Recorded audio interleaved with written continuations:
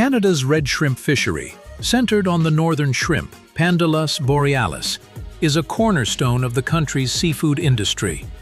These shrimp thrive in the icy deep waters of the Atlantic, particularly off the coasts of Newfoundland, Labrador, and the Gulf of St. Lawrence, where depths range from 150 to 600 meters and temperatures stay below 6 degrees Celsius, perfect for their survival.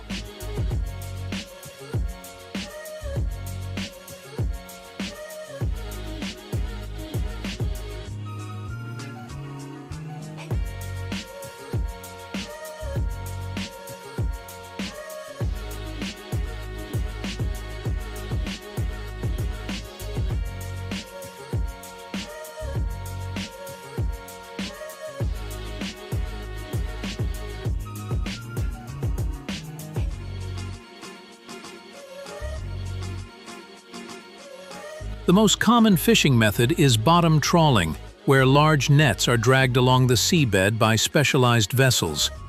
These trawlers are equipped with sonar and seabed scanners to locate dense shrimp populations. Nets are carefully designed to reduce bycatch, using large mesh sizes and filtering systems like the Nordmoor grate, which allows unwanted species to escape.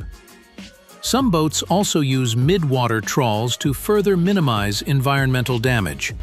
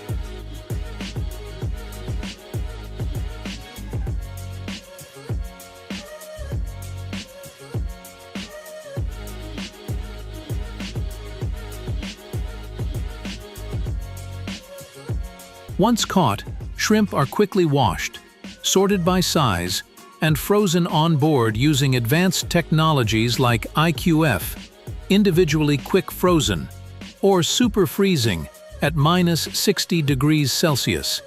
This preserves their quality for export to major markets like Japan, China, the US, and the EU. Some shrimp are block frozen and vacuum packed for transport in refrigerated containers.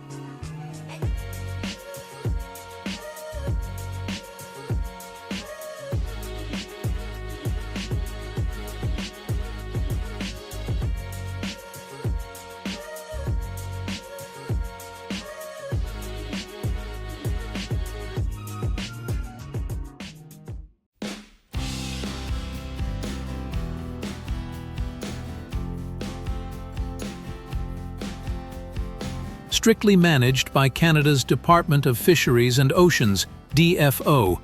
The fishery operates mainly from April to November, although some areas allow year-round fishing depending on quotas and environmental conditions. Quotas are adjusted annually, based on shrimp stock assessments, and vessels must use satellite-based vessel monitoring systems, VMS, to ensure compliance. Some even carry observers to verify sustainable practices.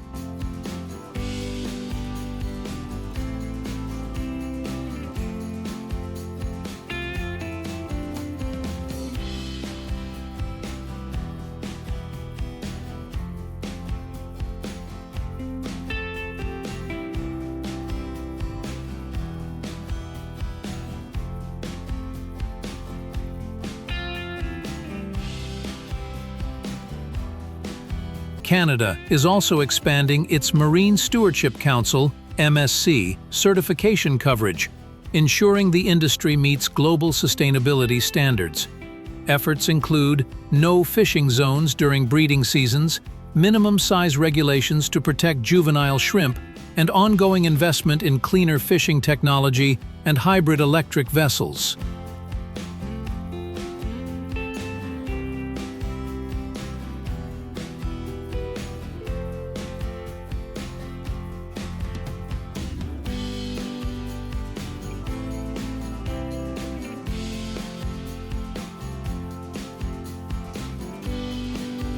However, challenges persist.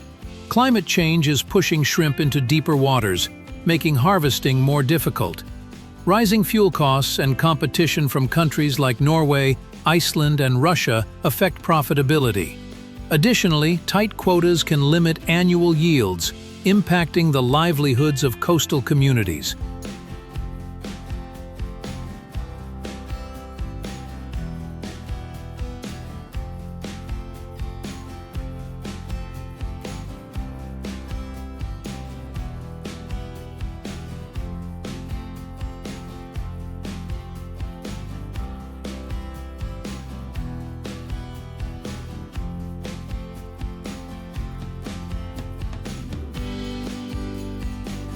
To stay competitive and sustainable, Canada is investing in research, automation, and brand development. Processing plants increasingly use AI and robotic systems to sort, peel, and pack shrimp, enhancing quality and food safety. Efforts are also underway to develop value-added products like peeled, ready-to-cook shrimp, and to diversify markets across Asia and Europe.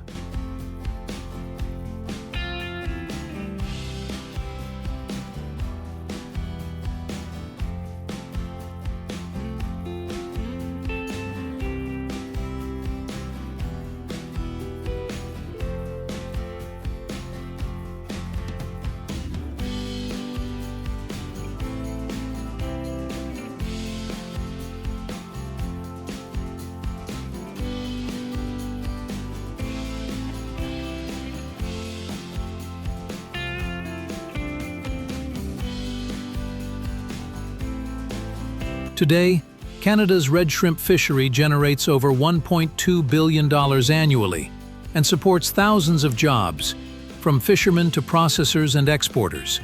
With smart technology, strong regulations, and a focus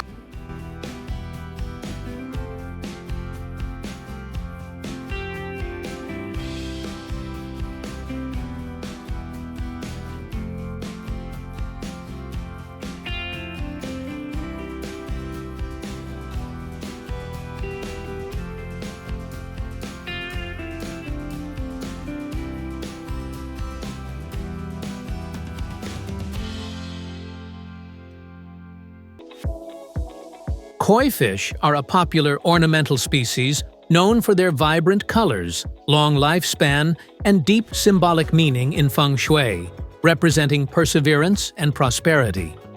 Originating from common carp, koi were selectively bred and developed most extensively in Japan, which is considered the birthplace of modern koi.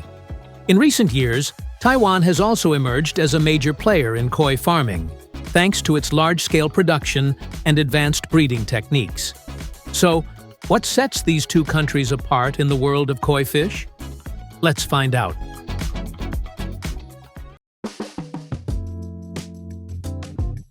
In Taiwan, koi fish are primarily raised in large rectangular ponds designed for industrial-scale farming.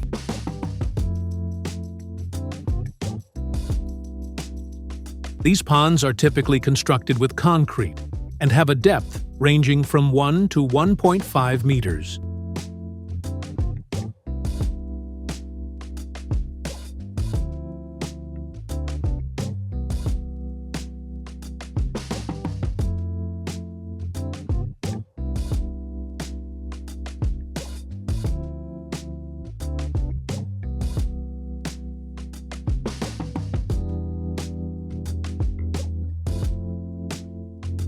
They are equipped with recirculating water filtration systems, aeration, and temperature control to maintain a stable and clean environment for the fish.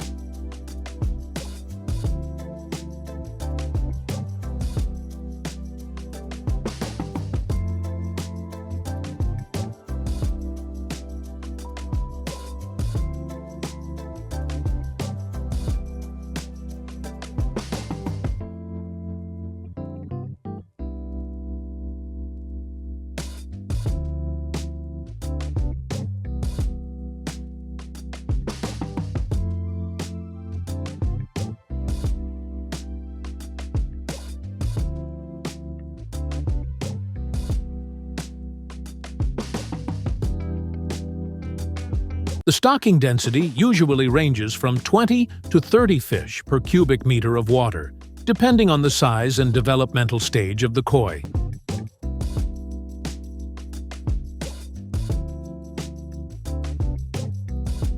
Maintaining an appropriate density helps the fish grow evenly, reduces stress, prevents disease, and ensures the quality of their patterns and coloration.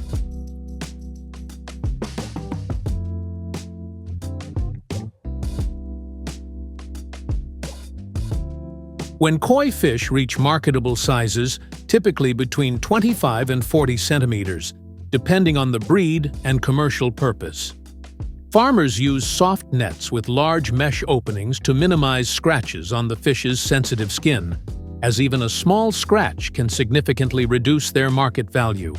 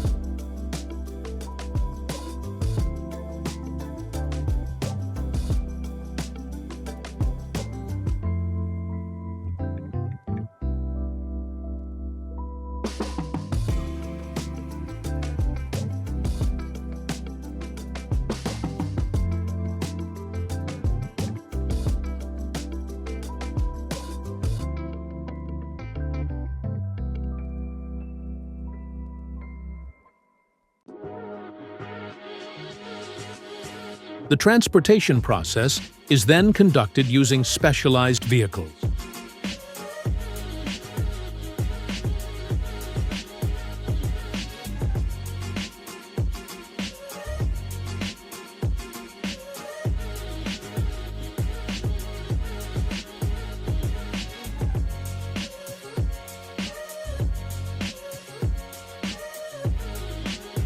Upon arrival at the distribution center, the fish are carefully graded based on size, color, body shape, pattern symmetry, and color sharpness.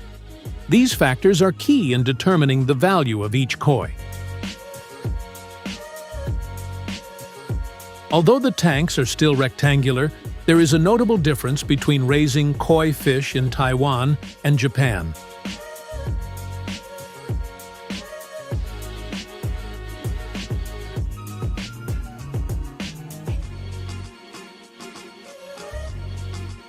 In Japan, the number of fish in each tank is usually smaller, and experienced breeders carefully select each koi. The koi here are not only kept for ornamental purposes, but are also nurtured to develop according to the unique standards of each enthusiast. In Japan, raising koi is not just a hobby. It is an art that requires meticulous care and patience in every step, from selecting the breed to caring for them, and to their overall development.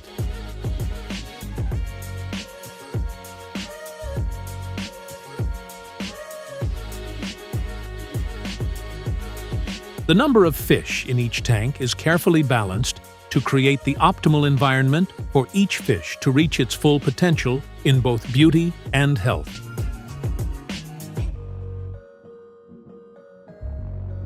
Japanese koi are famous for their wide variety of colors and patterns, which are evaluated and classified according to international standards.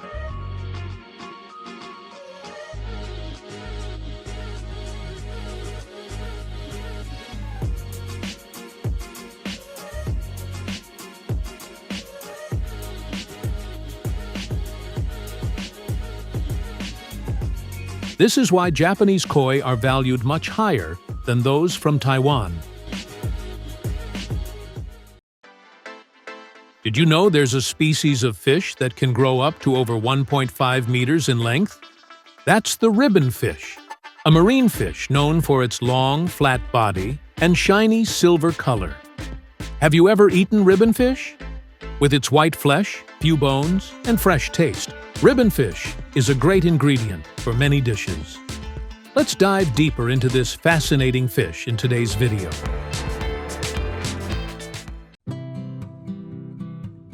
The ribbon fish typically inhabit moderately deep waters and coastal areas, especially in tropical and subtropical regions.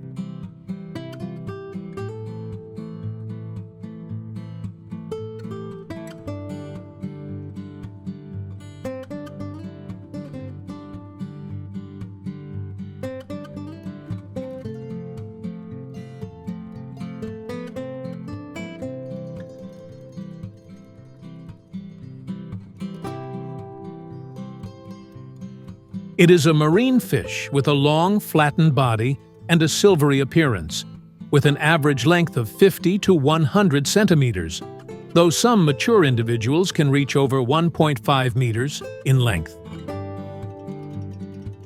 The global stock of ribbon fish is considered to be quite abundant due to its high reproductive capacity and wide distribution, significantly contributing to the seafood production of many coastal countries.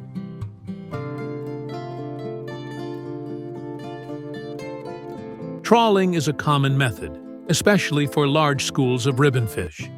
Fishermen use long nets with small mesh, typically dragging them through areas where ribbon fish are concentrated.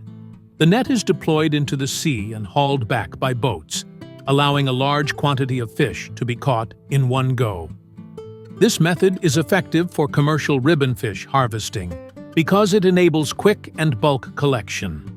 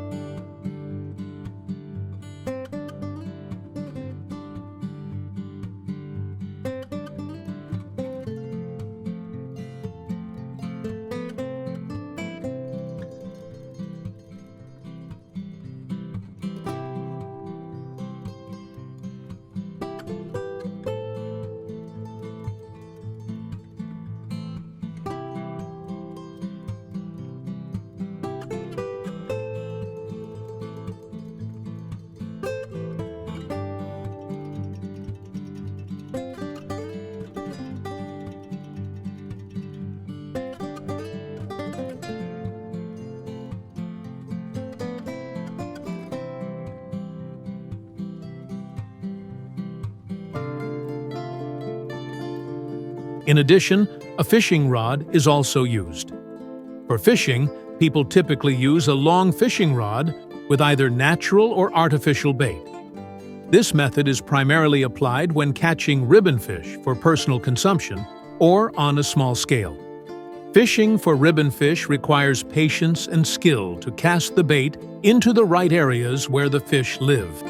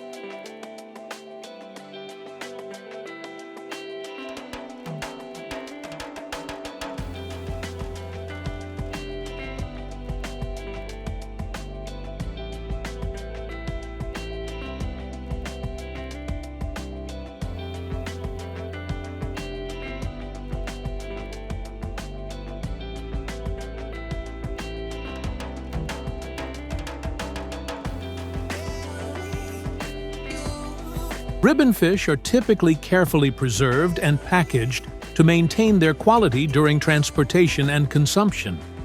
One common method is to pack each fish into a plastic bag along its length, which helps protect the shape and freshness of the fish.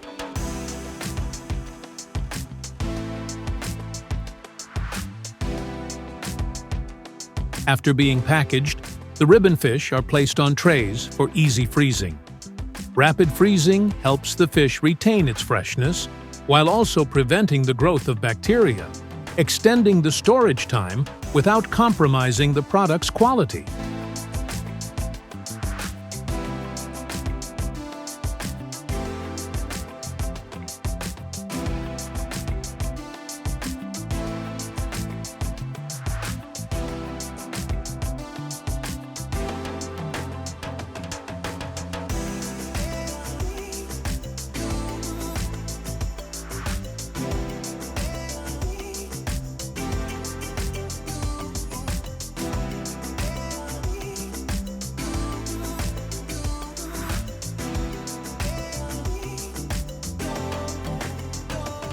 Ribbonfish is quite simple to prepare, making it suitable for various dishes. First, the fins on both sides of the fish are removed. Then the fish is split open to remove the internal organs. After cleaning, the ribbonfish can be cut into portions according to the dish's requirements. Thanks to its flesh structure with few small bones, the preparation process is quick and easy, helping retain the fish's freshness and unique flavor when cooked.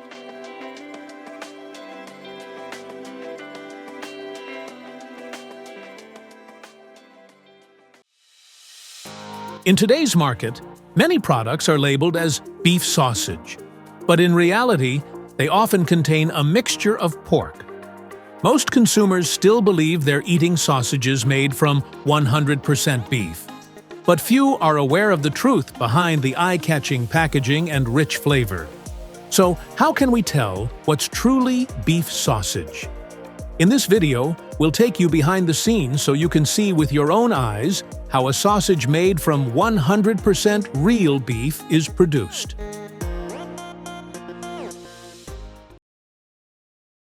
A modern cattle farm is designed to optimize the entire process of raising, caring for, and managing the herd scientifically and efficiently. The farm covers a large area, usually ranging from several hectares to dozens of hectares, depending on the scale of the operation. In models raising hundreds to thousands of cattle, each area of the farm is arranged to ensure a comfortable, well-ventilated, and easy-to-clean living space for the animals.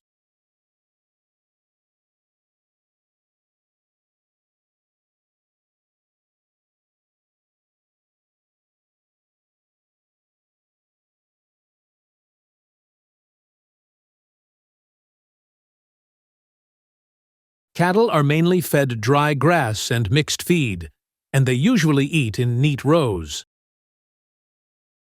Long feeding troughs are placed along walkways, allowing every cow to access food easily.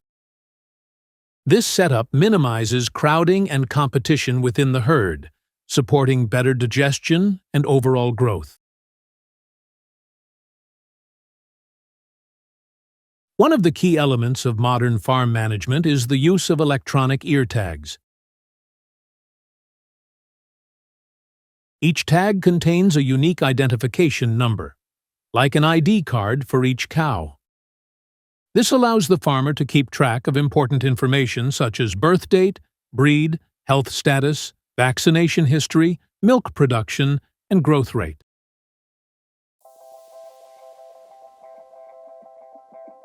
Cattle that meet the required standards are brought into the slaughter area, where automated equipment is used to ensure the process is carried out quickly and with minimal pain for the animal.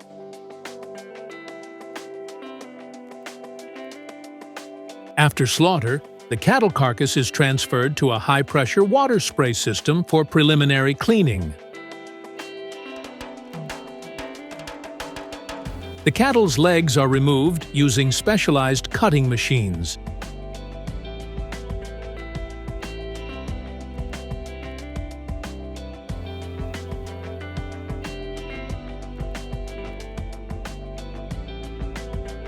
Next, the hide is carefully separated using automated equipment to expose the underlying meat.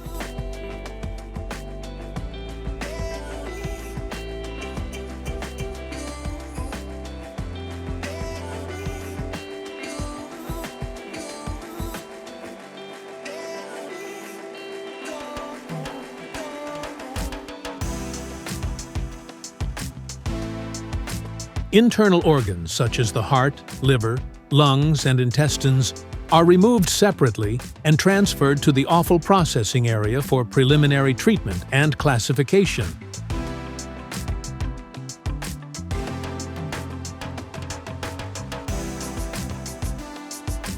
Some parts may be used to produce other products or processed into byproducts. Lean meat is selected as the primary raw material for sausage production. It is then fed into an automatic cutting machine to be shredded into small pieces.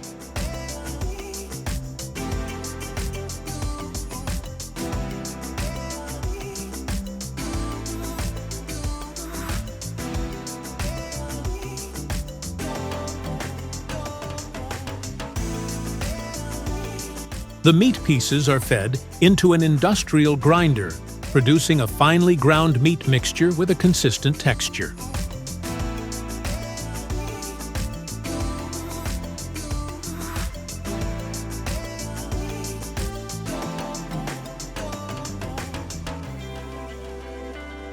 At this stage, the operator adds seasonings such as salt, pepper, garlic powder, sugar, and fish sauce, and approved additives like preservatives, coloring agents, and texture stabilizers.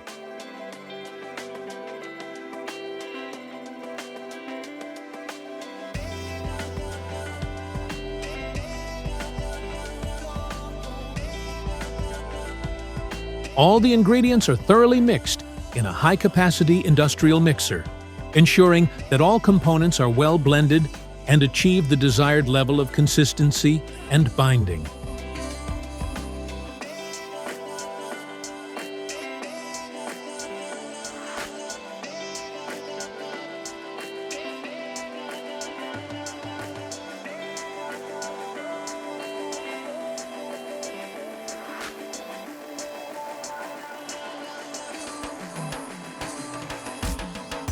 In some modern factories, the mixing system is equipped with integrated cooling to maintain the meat at a safe temperature throughout the process.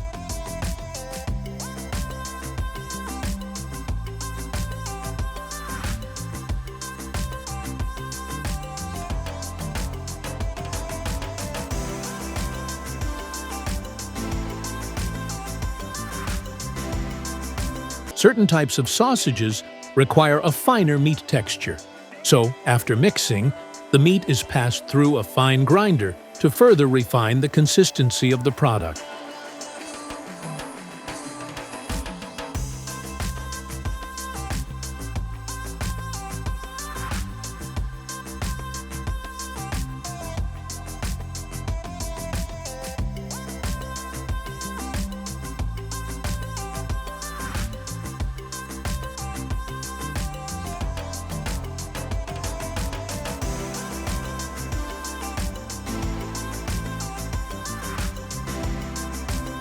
The meat mixture is transferred to the stuffing machine, a device capable of injecting the meat evenly and precisely into casings, which may be made of collagen or natural materials.